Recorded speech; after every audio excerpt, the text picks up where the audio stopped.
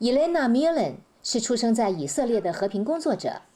自2009年起，他创办了一项中东生态之魂行动。The initiative that I created is called EcoSpirit Middle East. I work in the Middle East. I know this work is global, but my focus at this time is a lot of the Middle East, but bringing in cooperation and working together with many people on an international level. I feel we need to work on rebuilding relationships. And for me, it's clear that relationships need to be built between people.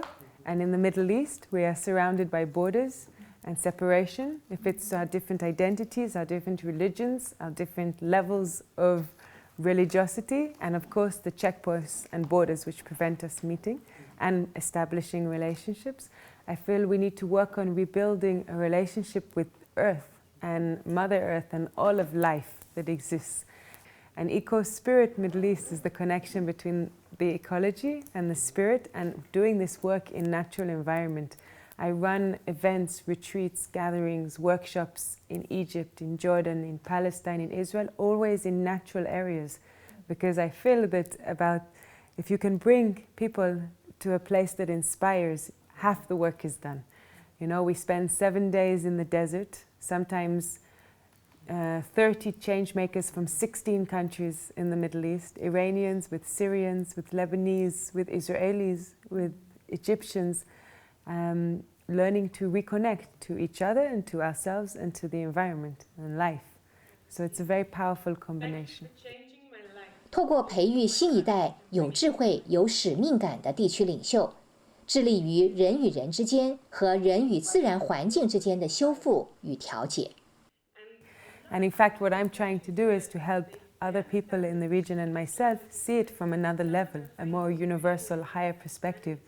And those go back to trying to live in a good way with each other, in truthful, honest relationships, going back to living in communities where we can have the support of the tribal, of the communal structure. It goes back to learning to be in a good way of appreciation to all that we have. If it's our food, if it's the sun, the earth, respecting.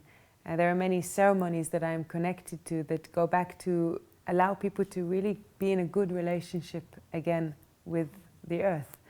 And of course, going back to being able to meet others and see well beyond their identity and their religions and their passports, and really see the human being, so that we can start to move to a future that is a planetary community, that is global, that celebrates diversity, but at the same time is unified and sees the other as the one, as the same part of the one.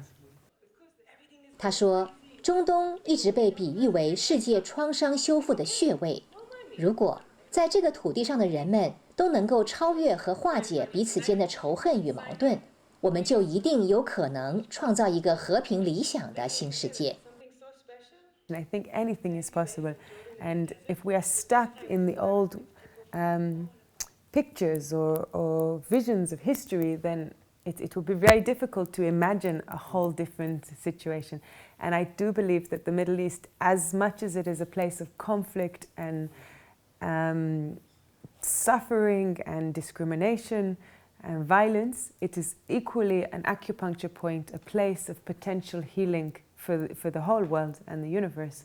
I think if we can get it right there, we can demonstrate another way. And in my experience of the past 5 or 6 years of traveling across the Middle East doing this work, yes, I absolutely believe that change is possible. I've seen it in myself, and I've seen it in the people that I'm meeting and helping connect to each other. But I emphasize it has to be a multiple level. I actually work officially for an institute in Israel called the Arava Institute for Environmental Studies. For the past 12 years, we have used the environment to bring people together. We are an academic institution for masters and undergraduate, and people come from Palestine, Jordan, and Israel and spend 1 to 2 years living together. It is very unique. There is no such place where this happens. And why we come together is to study and work for the environment. The environment knows no borders. In our region, like many places in the world, our rivers, basins cross borders. Our birds cross borders. Pollution crosses borders.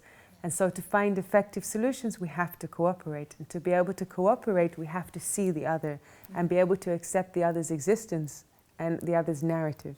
And that's what we do. We bring people together. That was actually my primary place of transformation. I came from a background of fear and a lot of passion, but very fearful. And here at the Institute, I met Palestinians and Jordanians that I connected deeply with, and then went on to work together for many years. So actually the environment and the shared concern for our water, our air, our energy sources are an incredible potential for cooperation and peace.